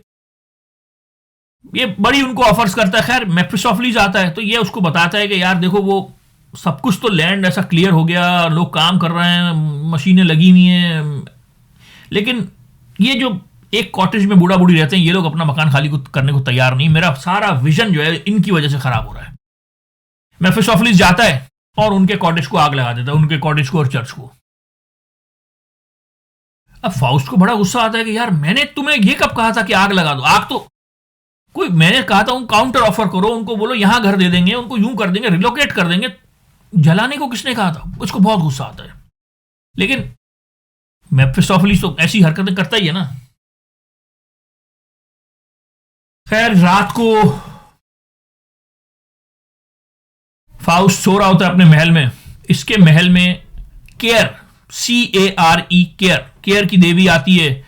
बहुत लंबी निगोशिएशन होती है, बातें होती हैं, यूं नहीं है, तुम ये नहीं हो, और ये अपनी बातें बताता है। खैर, केयर की देवी इसकी आंखों पर ऐसा हाथ फेरती है और इसको अंधा करके चली जाती है। खैर, काम जारी होता है फाउस्ट की जमीन पे। फाउस्ट बड़ा खुश होता है, क्या विजन है, और सोचता है अपने कि मतलब ये कि पूरा लैंड क्लियर हो गया है और लोग काम कर रहे हैं, बस एक छोटा सा मार्श रह गया दलदल सा, वो भी साफ हो जाएगा तो क्या मंजर बन जाएगा यार। मतलब मैंने ये लैंड बनाया है, ये लोग मेरे हैं, ये प्लांटेशन मेरी हो रही है, ये सारे, क्या मंजर बन गया है। इससे आगे मुझे क्या मिलेगा? यही लम्हा तो था मेरी जिंदगी का जो मैं चाहता था कि आ जाए। बस वो ये बोलता है और डेविल आ जाता है, मेफिस्टोफेलिस आ जाता है कि मुझे तुम्हारा सोल चाहिए। मेरे में और तुम में यही तो डील हुई थी कि जब तुम कह दो कि एक लम्हा ऐसा आ जाए, टेरी अ वाइल दाओ आर सो फेयर, यानी जब एक लम्हा ऐसा आ जाए और तुम कहो कि बस ठहर जाओ, यही लम्हा, यही मौका चाहिए था, हमारे दरमियान यही तो डील हुई थी। तो फाउस्ट से कहता है कि अब मैं तुम्हारा सोल तुमसे लेने आया हूं, लेकिन यानी फाउस्ट ये शर्त हार जाता है। इतने में हेवंस खुलते हैं और ऊपर से फरिश्ते आते हैं और वो फाउस्ट को ले जाते हैं, और फरिश्ते ये कहते हुए जाते हैं कि इसने कोशिश करी, ये कोशिश कर रहा था, यानी ये दिल से बुरा नहीं था, इसकी ख्वाहिशात थी और ये कोशिशों में लगा रहा, इसने किसी को नुकसान नहीं पहुंचाया। और जब ये ऊपर जा रहा होता है तो ऐसा मंजर दिखाया कि ऊपर इसको ग्रेचन रिसीव करती है और वो इसको जन्नत में ले जाती है। तो यहां पर ये प्ले खत्म हो जाता है। आप इस कहानी को जैसे चाहे इंटरप्रेट करें, लोग हजार तरह से इंटरप्रेट करते हैं। ये जो मैंने इंटरप्रेटिव नोट्स पढ़े हैं इसमें तकरीबन 25 बड़े लोगों ने, एमरसन ने, इसने, टीएस एलियट ने, पता नहीं किस ने इस कहानी को इंटरप्रेट किया और हर आदमी ने मुख्तलिफ किया है। इसीलिए मैंने किसी एक की इंटरप्रेशन पढ़ने से मैंने कहा बेहतर है कि मैं आपको इसकी कहानी सुना दूं, आप इसको जिस तरह से चाहे इंटरप्रेट करें। हाँ, इसके अंदर ये जरूर था कि जब इसने बाइबल का तर्जुमा किया था ना, in the beginning was the deed, यानी ये काम को अहमियत देता था। ख्वाहिश इसकी थी कि लगा रहे और हासिल करता रहे, आगे बढ़ता रहे, चाहे इसको जादू ही क्यों ना करना पड़े, चाहे इसको शैतान से डील ही क्यों ना करना पड़े। इसके अंदर एक जिद्दोजहद की ख्वाहिश थी, काम की ख्वाहिश थी, साइंस की ख्वाहिश थी। और कुछ लोग इसको इस तरह से भी इंटरप्रेट करते हैं कि ये दुनिया को नुकसान पहुंचा रहा था, यानी समंदर जो पीछे कर रहा था अपनी ख्वाहिशात के लिए, ये एक नेगेटिव चीज है। अपना लैंड क्यों बना रहे हो, और भी तो लैंड है। और ये लैंड इसलिए पीछे कर रहा था कि लोग उस पर काम कर सकें, यानी लोगों की जिंदगी आसान तो होगी लेकिन इसके दिमाग में काम की बहुत ज्यादा अहमियत थी। तो यानी देखिए, गोएटे जो है, गोएटे का बचपन शायद इनलाइटनमेंट के दौर में गुजरा होगा, लेकिन जब वो जवान था तो वो रोमांटिक पीरियड चल रहा था यूरोप में, और रोमांटिक पीरियड ने हमें ये सिखाया, इनलाइटनमेंट ने हमें रैशनैलिटी सिखाई, लेकिन रोमांटिक पीरियड ने ये सिखाया कि इंसानी जिंदगी का बहुत सारा हिस्सा इरेशनल भी होता है। हम अपने इमोशंस से फैसले करते हैं बहुत सारे, ठीक है, कभी कभी रैशनैलिटी कंट्रोल कर लेती है इमोशंस को, लेकिन कभी कभी इमोशंस फट के बाहर आती हैं और हम इमोशनल फैसले करते हैं। तो ये अपनी जवानी में सॉरोज ऑफ यंग वर्दर जो इसने लिखी, वो रोमांटिक पीरियड की one of the best books है। तो इस बुक को आप किस तरह से इंटरप्रेट करते हैं ये हम आप पे छोड़ते हैं। मैं जरूर रेकमेंड करूंगा कि ये बुक पढ़ें, लेकिन ये बुक उन बुक्स में से है जिनके साथ आपको बहुत ज्यादा टाइम गुजारना पड़ता है।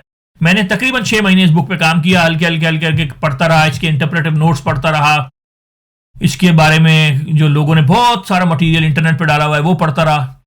तो आप भी ये बुक पढ़िए और आपको कैसी लगी हमें अपनी राय से जरूर आगाह कीजिएगा। अपना बहुत ख्याल रखिएगा। बहुत शुक्रिया।